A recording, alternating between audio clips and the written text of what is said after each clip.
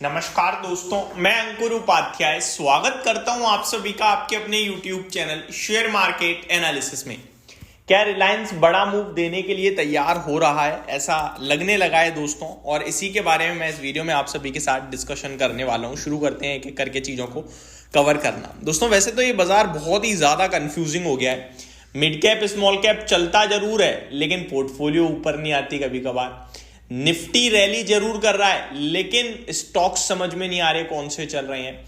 कभी दिग्गज कंपनियां चलती हैं, कभी मिड कैप चल जाता है, कभी स्मॉल कैप चल जाता है। सेक्टर्स भी इसी प्रकार काम कर रहे हैं। एक होता है कि एक सेक्टर बुल रन में चल रहा है, एक होता है सेक्टर रोटेशन हो रहा है, एक होता है समझ में ही नहीं आता कि कौन सा सेक्टर चलेगा। अभी करंटली वही सिचुएशन है। ऑटो सेक्टर सबको खराब लगते हैं, अचानक से ऑटो सेक्टर किसी दिन बाजार को लीड करता है, और ऐसा नहीं है बहुत दिन बाद करता है, किसी भी दिन करने लगता है। रियल एस्टेट सबको खराब लगने लगा था, आज रियल एस्टेट में देखो किस प्रकार का बूम आ रहा है। अगर कुछ नहीं चल रहा है तो वो एनर्जी से रिलेटेड है, जिसमें आपका रिलायंस आ जाता है, ओएमसीज आ जाती हैं।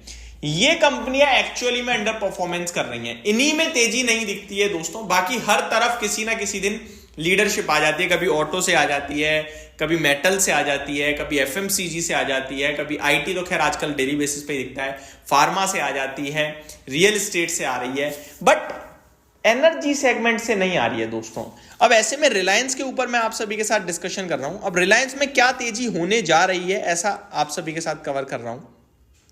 दोस्तों रिलायंस में हम सभी ने एक बड़ा वाला फॉल देखा, और अभी ये फॉल के बाद जस्ट जे बन गया है, आप ये कह सकते हो। अब ये यू बनने के लिए तैयार हो रहा है, ऐसा मानना है मेरा।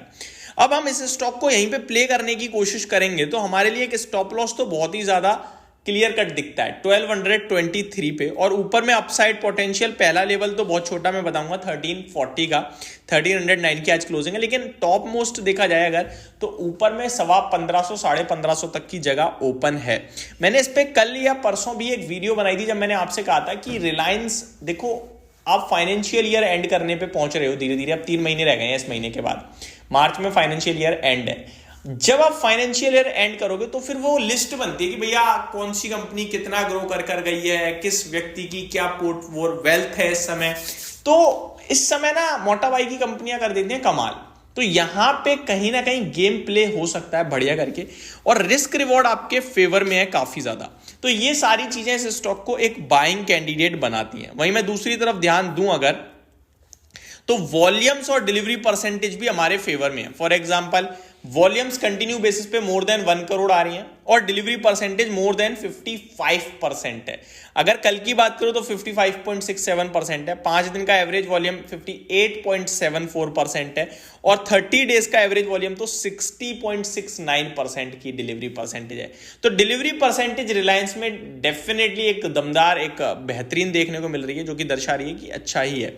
बट खराब दिख रहा है तो क्या खराब दिख रहा है? सेक्टर खराब दिख रहा है, आउटलुक खराब दिख रहा है, फाइनेंशियल्स वो मजेदार नहीं लग रहे हैं।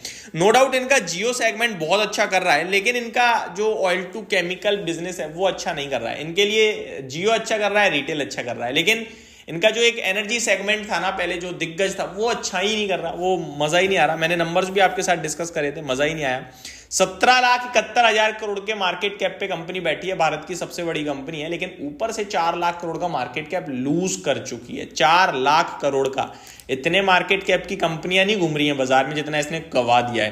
कंपनी की बात करें तो रिलायंस केवल नाम बड़ा दर्शन छोटे जैसे काम हो गया है इसका, क्योंकि इसने रिटर्न्स ही नहीं दिए। 2 साल के रिटर्न्स की बात करूं अगर रिलायंस के, तो मात्र 4% है। 5 साल की भी बात करूं दोस्तों तो केवल 84% के रिटर्न्स ही बना के दिए हैं। हाँ, उससे पीछे जाऊंगा तो फिर थोड़ा दिखेगा दबदबा, लगभग 2014 से अभी तक 500% है, लेकिन एक्चुअली में 2014 टू 2018 में ही 200% हो गए थे। अगर मैं 2019 से कंसीडर करूं तो 84% के रिटर्न है केवल। तो अब रिलायंस वो वाली बात नहीं रही है दोस्तों।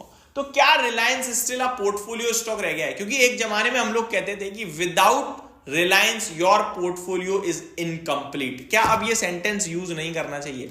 क्योंकि रिलायंस नाम बड़ा दर्शन छोटे टाइप रह गया। एचडीएफसी बैंक ने भी यही करा, बट एचडीएफसी बैंक पे स्टिल ग्रोथ दिखती है, पोटेंशियल दिखती है, केवल शेयर का प्राइस नहीं चलता दिखता है।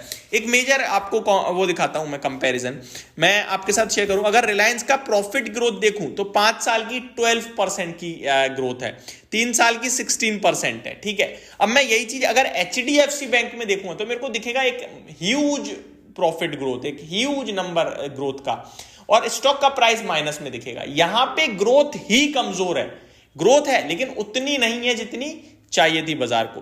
प्रॉफिट्स की बात करूं तो लास्ट फाइनेंशियल ईयर जो निकला है FY24 उसमें 79,000 करोड़ का प्रॉफिट पोस्ट करा है, और अभी तक 12 महीने की बात करूं, बीते 12 महीने तो 77,650 करोड़ का, यानी ग्रोथ तो छोड़ो, डी ग्रोथ दिख रही है थोड़ी सी, ठीक है। अगर मैं FY23 के प्रॉफिट की बात करूं तो 74,000 करोड़ था, तो आप 5,000 करोड़ गेन कर पाए मात्र, मतलब डबल डिजिट में भी ग्रोथ नहीं आई आपकी FY23 से 24 में।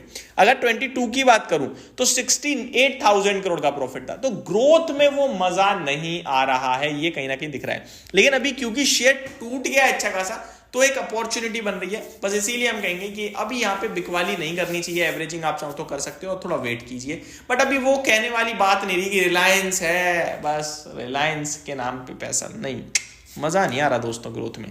तो ये मेरी तरफ से फुल एंड फाइनल अपडेट थी। Thank you so much for watching this video, have a great day guys.